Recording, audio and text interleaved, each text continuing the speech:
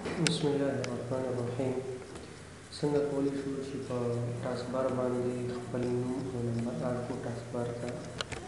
نو د دې طریقې لپاره موږ راځو ټاسک بار ته.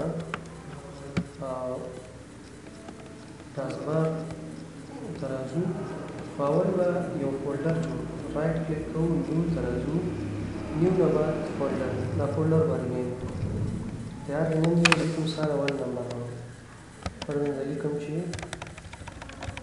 دا نمبر مې ولیکو، غواړم چې دا اډ کړم دلته. نو په ټاسک بار به رایټ کلیک وکړو، ټول بار ته به راشو، نیو ټول بار باندې به کلیک کړو، دلته به راشو، ډیسکټاپ باندې فولډر دی، دا به راواخلو، نمبر سلیکټ کړو.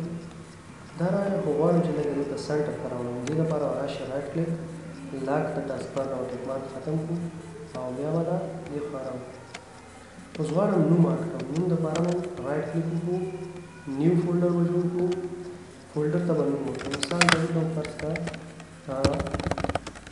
عمادالله فهیم، دا مې ولیکه، دا هم دلته راوړم، رایټ کلیک کوو، ټول بار ته راځو، نیو ټول بار ته، ډیسکټاپ ته به راشو، دا فولډر به انتخاب کړو، سلیکټ، دا هم دلته خوا راوړو. اوس که رایټ کلیک وکړو او لاک ټاسک بار ته ورکړو، اوس دا سپریشن وکړو.